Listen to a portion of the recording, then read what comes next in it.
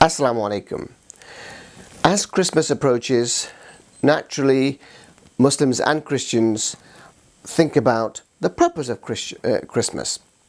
Now, from a Muslim perspective, it is, and also from a Christian perspective, it is supposed to be the birth of Jesus Christ.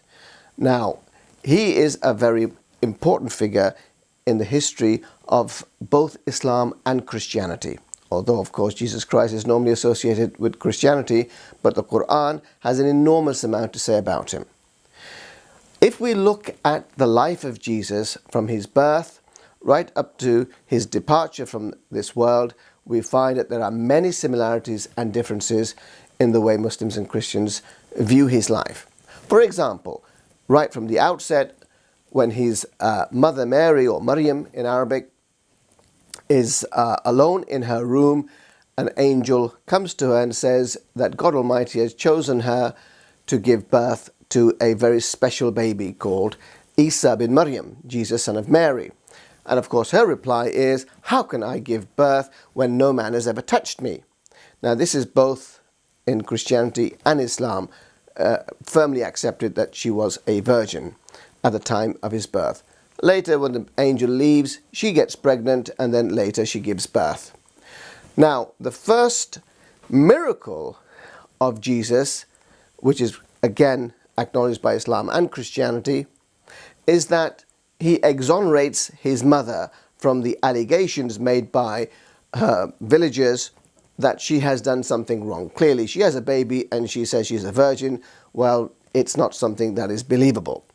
But as a baby, Jesus Christ speaks and exonerates his mother that he is a prophet of God.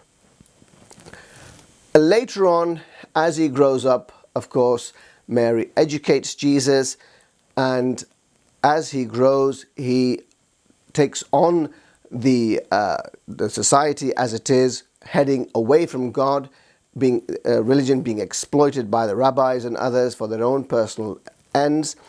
And he tries to bring them back to the message of God. Now, to prove to the people that he is indeed from God, God Almighty gifted him with certain miracles. And those miracles are accepted within Islam and Christianity. The Quran tells us very clearly that he was able to heal the leper, give sight to the blind. Indeed, he could fashion a bird out of clay, blow on it, and it would become alive. And indeed, he was given the ultimate miracle of healing, and that is to give life to the dead. All of these are clearly mentioned in the Quran and the Bible. Where Islam and Christianity differ is his method of departure. Islam says that they tried to put him on the cross, but that God Almighty saved him, raised him up alive. Christianity says he died on the cross, came back to life 3 days later, and then he was raised up. Where Islam and Christianity again have a similar view of Jesus is that he will return back to earth a second time. Both Muslims and Christians are awaiting his return. And when he comes, he will rule the world for 40 days.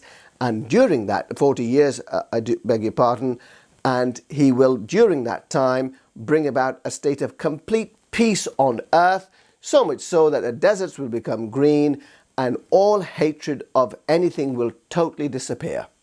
Now, the question arises, why did God Almighty choose Mary of all the women in the world to give birth in this amazing, miraculous way? Something that had never happened before. Well, the Quran tells us, God Almighty says in the Quran that God Almighty chose Mary above all other people on this planet because she was the most pious, the most religious, the most godly, the most pure woman on the planet at that time. That is why he chose her for this immaculate birth. And indeed, in her honor, there is an entire chapter of the Quran called Maryam, or Mary. That is how much respect Islam has given to the mother of Jesus Christ. Assalamu alaikum.